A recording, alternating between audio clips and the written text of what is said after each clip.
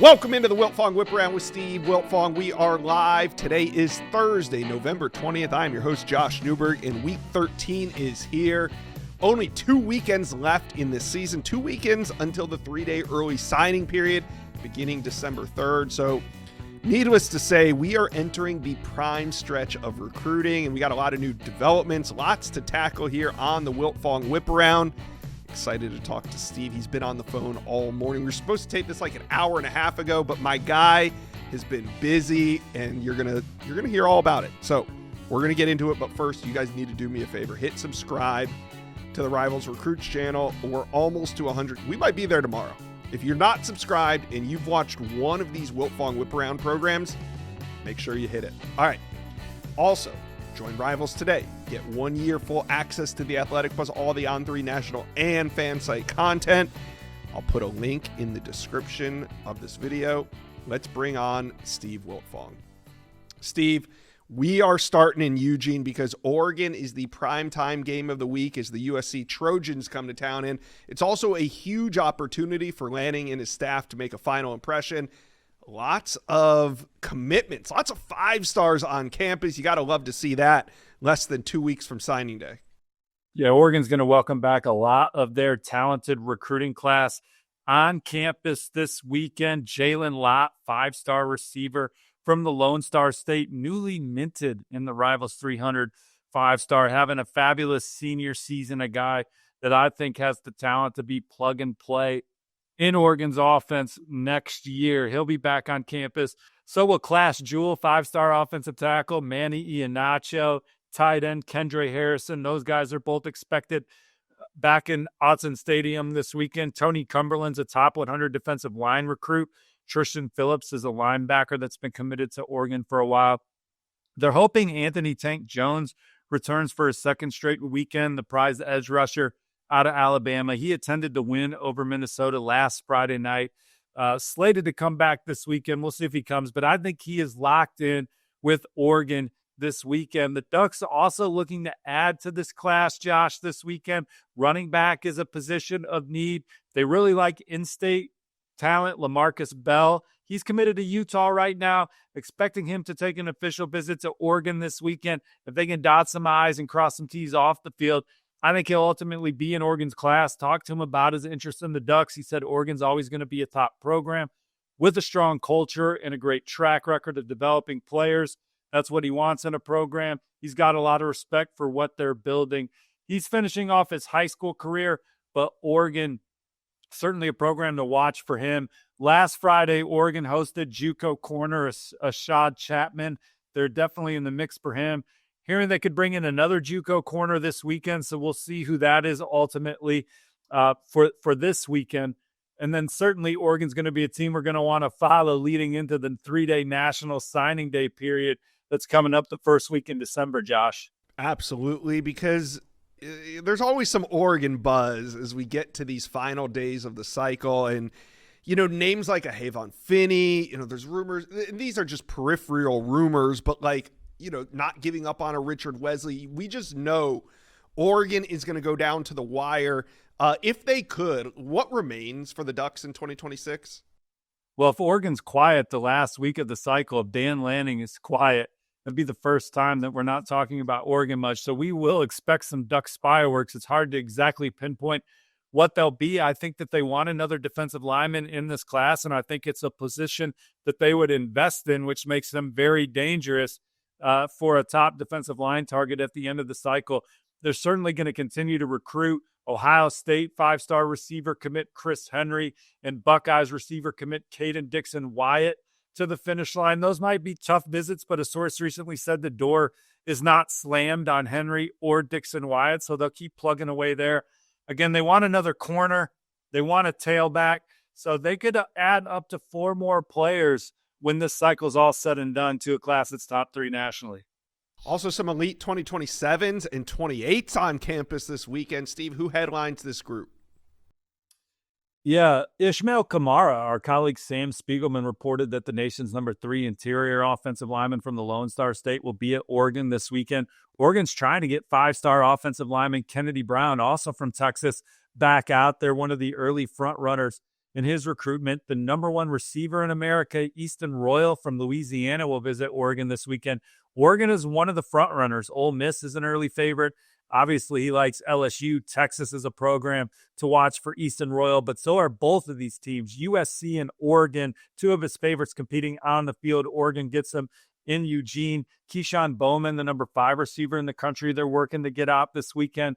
Prized edge rusher Rashad Streets from the Carolinas will visit Oregon this weekend, and so will safety Bodie Sparrow. He is a two-way dynamic player that Oregon is recruiting right now in the secondary.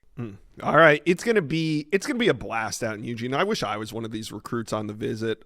Oregon fans, talk with us. How you feeling? Not just about the game against USC, but also signing day. What do you think the biggest surprise is going to be on Oregon? We know, Steve, we just know there's going to be Oregon surprises. So let's hear it from Duck fans. Put it in here. Give us your prediction on signing day. Let's talk Georgia, because the Dogs are closing in on more commitments before signing day. Yes, Georgia did a majority of their damage on the recruiting trail in June and July, but there's more action happening in Athens. And Steve, let's just start with your latest prediction. Yeah, Chad Simmons and I are predicting Georgia to ultimately land in-state 4-star safety Blake Stewart, who is expected back on campus this weekend for Georgia's home finale. Miami, Vanderbilt, a couple other contenders that have been strong for Stewart, but as Georgia hits the gas down the stretch, we like where the Bulldogs stand for this coveted defensive back. Yeah, it's getting exciting. So who else is UGA in good shape for down the stretch? Yeah, for a second straight weekend, they're going to have recently minted Rivals 300 4-star offensive lineman Tyreek Jemison back. He was committed to Kentucky, reopened his process earlier this fall. This will actually be his 3rd Georgia game of the season. He also attended the win over Ole Miss. Georgia is looking like the heavy favorite right now going into this weekend's official visit for Tyreek Jemison. Another visitor this weekend, per our colleague Rusty Manziel, Penn State linebacker commit Elijah Littlejohn. He's been giving a lot of attention to Georgia and Vanderbilt this season. This one looks like it's shaping up well for Coach Smart, defensive coordinator Glenn Schumann and company in Athens. All right. So, we're 2 weeks from signing day. Does Georgia, because they've landed an elite class, do they have anyone on their commit list other teams are making a late run at? Inside scoop listeners, it's time to talk Roebuck. And there's only one way to describe Roebuck. It's best fit, best feel. And for those who aren't familiar with Roebuck, they are completely changing the game with their incredibly comfortable activewear. Roebuck has released my favorite with their new licensed game day collection. It is now our favorite. They have polo designs, clean hoodies, quarter zips, and really it goes with all your favorite team schools. It's definitely worth checking out. Nobody else on the market is pairing these level of custom designs with this quality of activewear. Roebuck's everyday shorts or their Delta Performance pants are the perfect pairing as well. They're both super comfortable. I have them. They have an elastic waistband, a great fabric that is made to have the appearance of a nice looking short, but they are comfortable for a day on the move. Roebuck has also proudly been leading the NIL charge, having signed partnerships with multiple college football stars, past and present, and are becoming the go-to brand for college athletes across the country. So here's what we're going to do. Use promo code JOSH on Roebuck.com for a generous 20% off all new customers through the end of this week. That's RHOBACK.com. That's 20% off all performance polos, shorts, and more with promo code JOSH. Josh, I think this is your roundabout way of asking me again about Jared Curtis, who we talked about on the last Wiltfong Whiparound. No change, status quo from the update earlier this week that Vanderbilt is alive in this recruitment, and we'll see what continues to happen on that front. The Commodores have to get Clark Lee signed to a contract extension, and then they have to get an NIL offer in hand for Jared Curtis and his team to look at. Sounds like both of those things are developing rapidly around the Nashville-based program, and then we'll see what that ultimately does for Jared Curtis, who a source close to him says wants to play in year one. Now, people keep confusing that with wants to start. Certainly he wants to start too, but I think he wants to see a path to be on the field in year one. He doesn't want to sit, and so that's another element going on in this process as Georgia's Heisman candidate. Gunnar Stockton expected back next season. under center. So if Jared Curtis sticks with his second commitment to Georgia, he competes with Puglisi for the QB2 job. Vanderbilt obviously has that opportunity with their own Heisman candidate, exhausting his eligibility after the season, opening up a quarterback competition for QB1 at Vanderbilt. Yeah, you're right. I just wanted to get you on the record one more time about Jared Curtis. But in all fairness, we have talked a lot about Nick Abrams. We have talked a lot about Tyreek Green. Is there any buzz that those guys should, be of concern for Georgia fans? No, those guys look solid to me. Obviously, Michigan took a heavy swing at Nick Abrams. Maybe they still are, but he's been strong at commitment to Georgia, been to campus a couple times, and has doubled and tripled down on his verbal to the Bulldogs. All right, great news for Georgia fans. We're talking Texas. Key targets visiting the Longhorns this weekend. And, Steve, number 8 ranked class, not bad, but considering they finished number 1 last year with a flurry of commitments at the end, this season just feels a little different. But Texas isn't quite finished, so who are they trending for 2 weeks before the early signing period? Well, I do think that Texas's class is full of a lot of their top targets, from quarterback Bell to linebacker Tyler Atkinson to running back Derek Cooper. So they're very happy with what they already have in the fold in Austin, and they're trying to build on that over the next 2 weeks, or the last 2 weeks of the cycle.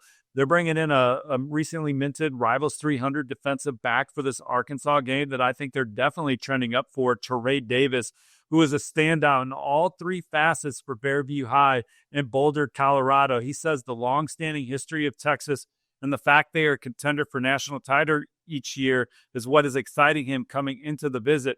Some other programs he's mentioned include Indiana, but Texas is the program, in my opinion, that has the most buzz coming in for Teray Davis. Our colleague Sam Spiegelman reporting that LSU 4-star offensive tackle commit Bryson Martinez will be back for the second time this season. So that is certainly one to monitor as his process winds down and he tries to figure out if he sticks with the in-state Tigers or rides with the Longhorns. A few others that Texas is in on. They're all in-state targets. They're committed elsewhere, but Texas has evaluated senior film.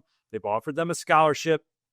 Prolific running back Jet Walker, he's committed to Minnesota. His Georgetown, Texas High teammate, offensive lineman Caden Shear, committed to Stanford right now. Those guys will take visits this weekend, and so will cornerback Josiah Villamil out of Fort Bend Travis. I think Texas is the one to beat for him right now as well. So maybe there's not a Justice Terry out there for Texas right now down the stretch, but these are guys based on senior film that they value, that they think can come in and play championship caliber football and keep the Longhorns in the discussion for the SEC crown and beyond for years to come. James Franklin is hitting the ground running at Virginia Tech. So, Steve, what's been the recruit reaction you've heard to this hiring? Well, a lot of prospects are fired up about Coach Franklin being in Blacksburg. He was one of the head coaches that built authentic, meaningful relationships with his players and top recruits year in and recruiting cycle out. So no surprise that James Franklin, with these real bonds that he has with some of the best players in the 2026 class, are quickly surfacing with him at Virginia Tech. And this is one coaching decision where the Hokies let go of their head coach during the season and are now able to get started on roster management for next year because they have their head coach in place in James Franklin. They have the Miami Hurricanes in Blacksburg this weekend.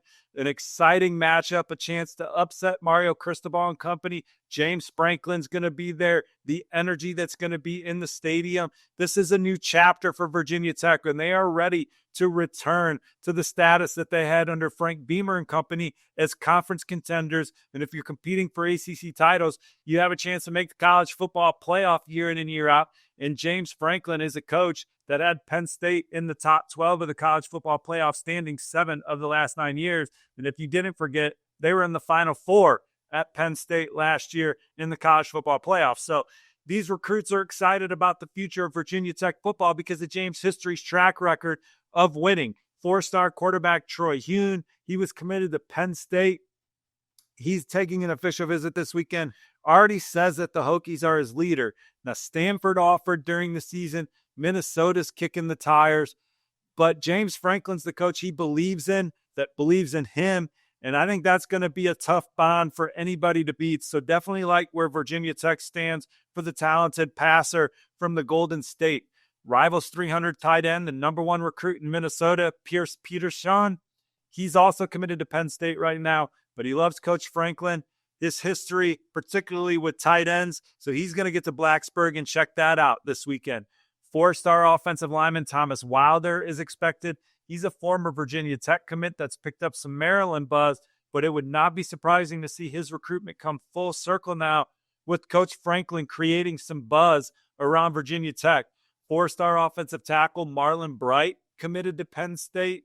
Phil Trotwine's kind of the key. If Penn State can hang on to offensive line coach Phil Trotwine, which who knows who their next coach is going to be, and then who his O-line guy is going to be, this very talented Penn State O-line class could really unravel, and Virginia Tech could be right there for Marlon Bright. Same thing for Roseby Lubinis, who's going to visit this weekend per Adam Gorney. I moved my prediction to Virginia Tech for the Penn State commit. He at one point was committed to Syracuse.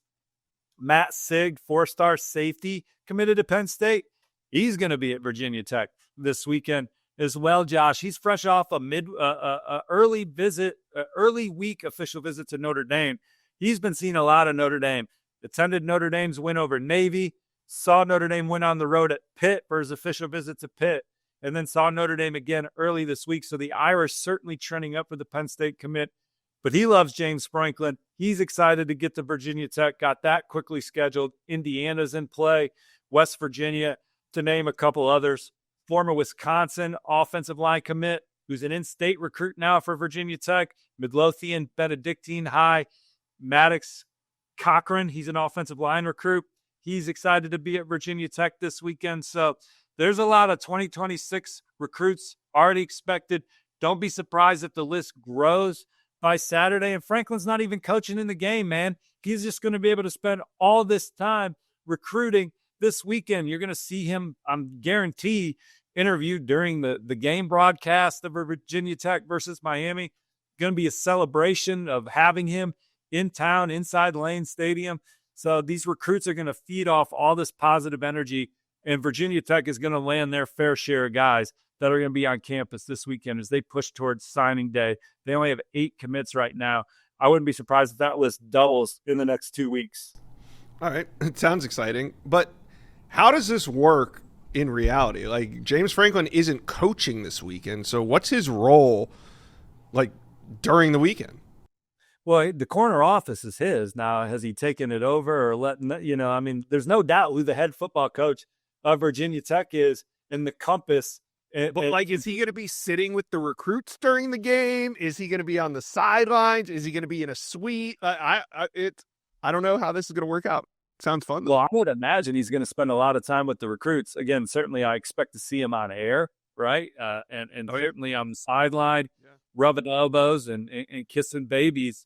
But this is a recruiting weekend for Coach Franklin and the Hokies, and he is coming into Blacksburg energized to quickly turn this program around and compete at the level that he's used to competing at. Penn State was in the right discussions, winning potential conference champions, college football playoff. That's the expectations he has at Virginia Tech right away. The ACC is a conference that you can come in and quickly compete in. Other programs have shown that. So James Franklin's expectations are get a roster in place where we can compete as fast as possible at Virginia Tech. So in my opinion, his number one priority this weekend, above all, is recruiting and talent acquisition.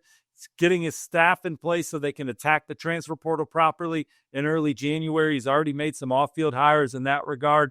And so recruiting this weekend for James Franklin before we eventually start hearing him say 1-0, 1-0, 1-0. All right. Well, we are expecting a fun weekend in Blacksburg. We'll see how it goes. Let's talk some Oklahoma recruiting as the Sooners are using this current playoff run and momentum on the field to finish strong on the recruiting trail. 2 weeks to go. And we got a huge recruiting weekend as SEC foe LSU comes to Norman. Steve, like I said, less than 2 weeks until signing day, and you put in 2 new predictions in favor of Oklahoma. Tell us about them.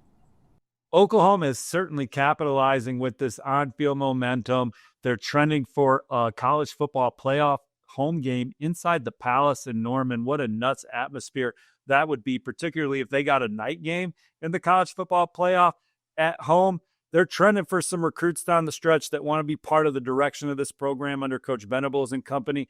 I think that they're the one to beat for four-star running back Messiah Mickens, the Harrisburg, Pennsylvania product, decommitted from Penn State last night. Sooners trending heavy for Messiah Mickens right now.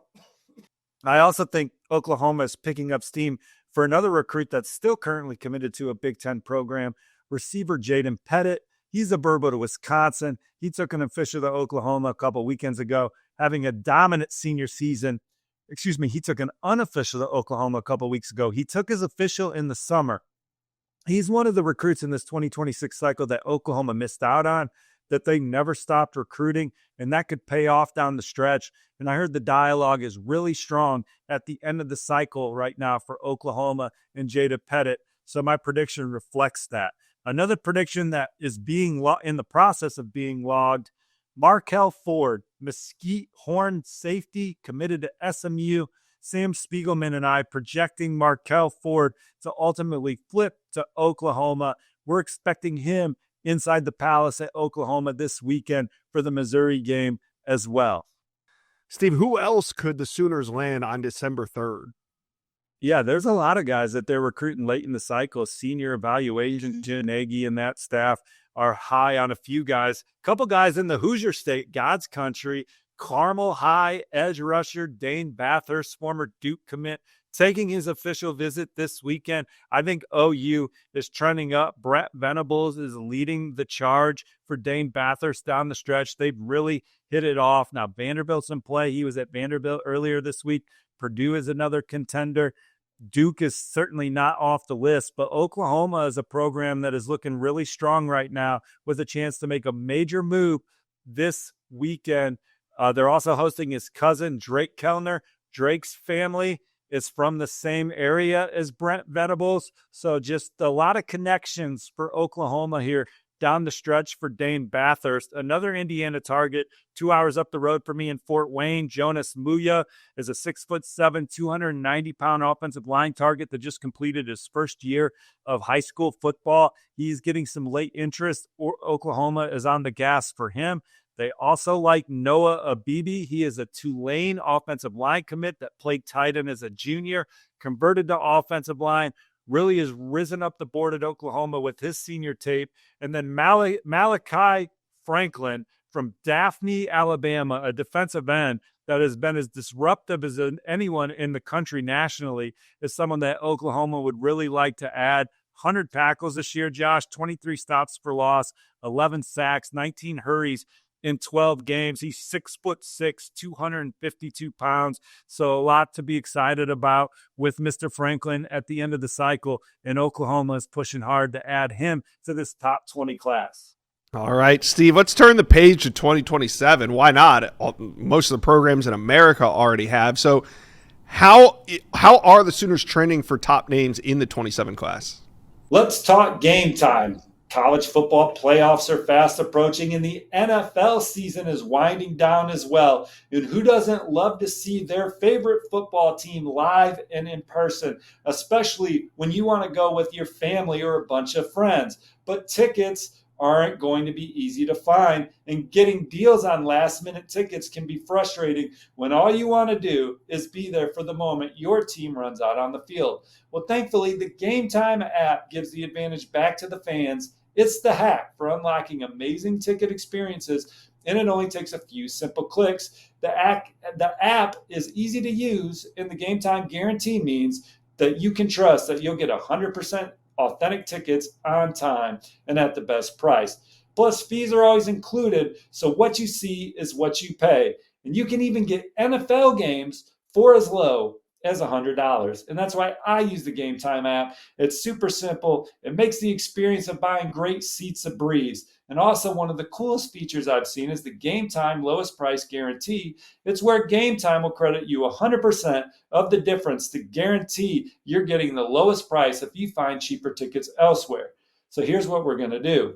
Download the Game Time app, Create an account and use the promo code Wiltfong, WILTFONG, for $20 off your first purchase. Terms apply. That's Wiltfong, WILTFONG, for $20 off. Game time. Last minute tickets, lowest prices, guaranteed.